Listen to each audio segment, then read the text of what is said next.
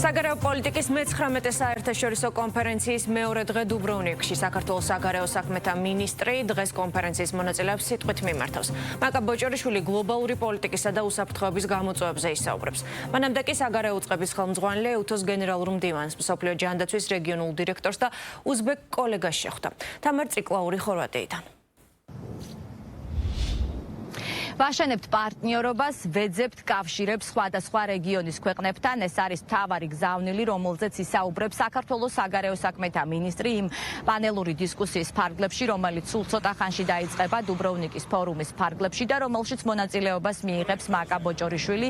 მულტიპოლარული დიპლომატია, ეს იქნება მთავარი თემა ამ პანელური დისკუსიისა და მაკა ბოჭორიშვილი სხვადასხვა ქვეყნების წარმომადგენლებთან, დიპლომატებთან ერთად იმსჯელებს სწორედ დიპლომატიის მნიშვნელობაზე და როლზე, განსაკუთრებით მსოფლიოში შექმნილი ვითარების ფონზე, მაშინ როდესაც არის მიმდინარეობს კონფლიქტები, საომარი მოქმედებები, რაც თავის მხრივ ქმნის კრიზისულ ვითარებას ქვეყნებისათვის და სწორედ ამ კრიზისული ვითარების გადაჭრის გზების ძიება არის მთავარი მსჯელობის თემა დუბროვნიკის ფორუმისა. როგორც მაკა ბოჭორიშვილი ამბობს, ბუნებრივია პანელური დისკუსიის ფარგლებში გეგმავს გაამახვილოს ყურადღება საქართველოს როლზე, მიზნებზე და მაშინ როდესაც როლს ეხება საკითხი, ბუნებრივია ის გეგმავს ისაუბროს დაკავშირებადობის პროცესში საქართველოს როლსა და მნიშვნელობაზე. უნდა ითქვას ისიც, რომ მინისტრი ასევე სიტყვით გამოსვლისას გეგმავს ისაუბროს და ყურადღება გაამახვილოს საქართველოს სტრატეგიულ არჩევანზე, რაც არის ევროპული ინტეგრაცია და ამ მიმართულებითაც მოვისმენ ცოტა ხანში საგარეო საქმეთა მინისტრის გზავნილებს.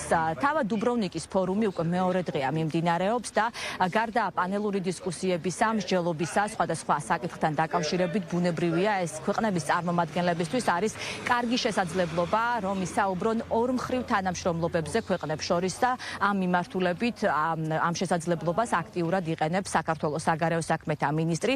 მას დღესაც აქვს დაგეგმილი კოლეგა მინისტრებთან შეხვედრები და ასევე გამართა გუშინაც ეს შეხვედრები, მაგალითად მაკა ბოჭორიშვილი შეხვდა ეუთოს გენერალურ მდივანს, შეხვედრა გამართა მსოფლიო ჯანდაცვის ორგანიზაციის ევროპული რეგიონალურ დირექტორთან და ასევე შეხვდა უზბეკეთის საგარეო საქმეთა მინისტრს.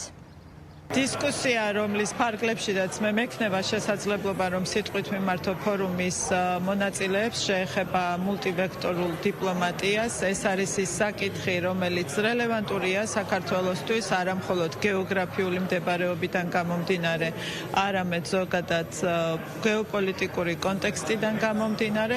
რა თქმა უნდა, ჩვენთვის ძალიან მნიშვნელოვანია, რომ საქართველოს პოზიციები სათანადოდ იყოს გაჟღერებული სწორედ ამ საკითხთან დაკავშირებით.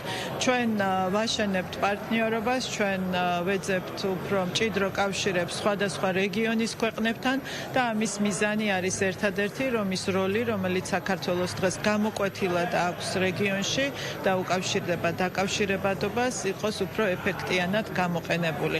რა თქმა უნდა, ეს არ ნიშნავს იმას, რომ ჩვენ ვანაცვლებთ ჩვენ სტრატეგიულ მიზნებს და ესეც ძალიან ღიად და ცხადად იქნება დაფიქსირებული. ჩემს გამოსვლაში საქართველოს სტრატეგიული არჩევანი არის ევროკავშირში ინტეგრაცია და ამასაც რა თქმა უნდა მნიშვნელოვანი მიმართულებაა ჩვენთვის და ესეც რა თქმა უნდა გაჟღერებული იქნება სათანადოდ.